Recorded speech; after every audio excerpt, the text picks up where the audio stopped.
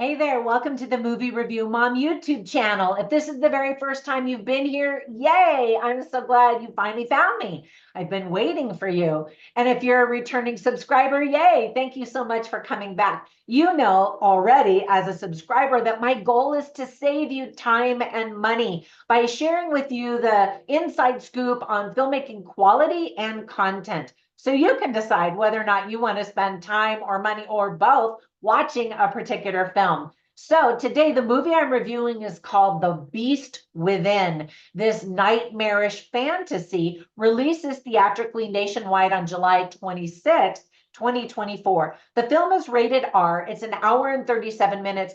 And my overall movie review mom grade is probably about a B to B plus. I really enjoy this. So first, I'm going to give you an overview in a nutshell, and then I'm going to point out things that I liked, things that I didn't like, tips for parents, themes worth talking about, funny lines, interesting lines, and recommendations for other films that are sort of similar that you might also really like if you like this one. So, you ready to dive in? Me too. All right, so in a nutshell, after a series of strange events leads her to question her family's isolated life on a fortified compound deep in the English wilds, 10-year-old Willow follows her parents on one of their secret late night treks to the heart of the forest. Upon witnessing her father undergo a terrible and frightening transformation, she too becomes ensnared by the dark secret of her ancestors that they've tried so desperately to conceal from her.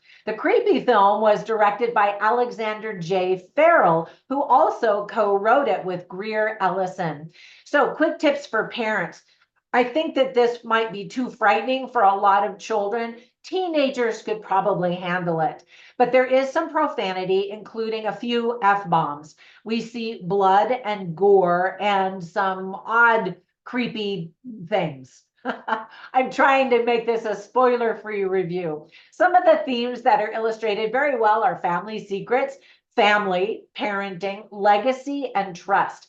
So there were a lot of things I obviously really liked about this movie. First of all, the very first thing that we see on the screen when the film begins are the words from a famous Cherokee proverb, which is, quote, "There are two wolves inside all of us. They are always at war," end quote. Now, what the movie doesn't tell you is the rest of that story. What are these wolves? Well, one of the wolves represents evil. It's anger, envy, jealousy, sorrow, regret, greed, superiority, anger. I mean, the list goes on and on. And the other wolf represents goodness and all of those things, kindness and purity and that kind of love and that kind of thing. So which one wins? Well, the jolting answer and the lesson behind this metaphor is whichever one you feed. Get it? It describes the inner conflict that we all struggle with at times. Now, the movie is just gorgeous to look at. The cinematography is awesome. A lot of the action occurs off screen, which I actually really appreciate. I don't have to see all of the violent, gory details to know that that's what's happening off screen. This movie, I think, is extremely rare in that regard, in that it really illustrates the art of subtlety. We know that terrible things are happening and we hear the sound effects to confirm it, but we don't see it all. It takes great restraint and control to create a compelling movie that doesn't show everything, but is still able to build tension. Now, not everyone is going to enjoy that technique, however, but I was impressed. And for that, I'm giving the score an even higher ranking. Some people will rank it lower because they want to see all of that gore.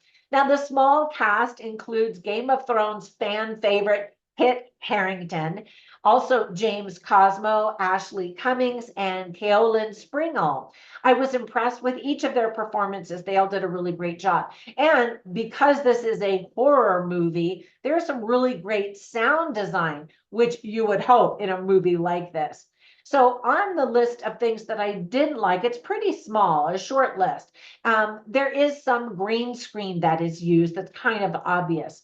Sometimes it's really difficult to see what's happening because a lot of the scenes happen at nighttime and it's very dark and you're like, what's happening? So if you can see it on a bigger screen, that will help. If the monster was supposed to be a werewolf, which I think it was, it really looked more like a bear. We have to wait in suspense until the very end of the movie to see it in its entirety. We see little bits and pieces just to keep us watching and guessing and wondering. There are also a lot of flashbacks in the movie that might make understanding the timeline a little bit difficult. One thing that I like, though, is we see a flashback and we're like, okay, good to know. And then later we see that same flashback and it gives us just a little bit more information. And we're like, oh, okay, a few more insights. And then we might see sometimes a third time where we get really more of the full story. And I liked that technique as well. If you're expecting lots of blow by blow action and gore, you're definitely going to be disappointed in this movie. Now, whenever I watch movies, I write down funny lines and interesting lines simply to share them with you so you can get a taste for the dialogue and the script writing quality. Now, I did not write down any funny lines. This is a serious drama, but I did write down a few interesting lines, and you can see my whole review on my written review at moviereviewmom.com. But I'll share a few of these lines with you. So Ashley Cummings plays the mother, and she says to somebody, again, I'm going to try to keep it as spoiler-free as possible, but she says to somebody, "You are the monster." So you have to decide, well, who's the monster? And then the father, who is played by Kit Harington, says, "Your grandpa is a good man. Not everyone gets that lucky." And he said that early on in the movie where we're like, oh, okay. And then we slowly learn more about this grandfather of the young girl. And then another interesting line that Kit Harington's character says is, "I'm a coward and I'm a monster." And so it's just touching and also heartbreaking at the same time. Now, whenever I watch movies, I instantly think of other films that are very similar or somewhere in the same genre at least. And so I wanted to recommend three really interesting films that have to do with werewolves. The first one is called Werewolves Within, and it actually is a little bit of a comedic spin on the werewolf story or the lore of werewolves. And so if you are interested in werewolves but want something more light, I highly recommend that one. And then another one that is more of an indie werewolf film is called The Wolf of Snow Hollow. It's kind of interesting. There is some humor, but there is some gore in that one. And then the classic, probably the most classic, is An American Werewolf in London. So check those out if you haven't seen those. Thank you so much for watching. When you get a minute, give me a thumbs up if this review was helpful and you're deciding whether or not to watch this particular film. I hope you enjoy this film if you watch it, and have a fantastic one. I'll catch you in the next one. Bye for now.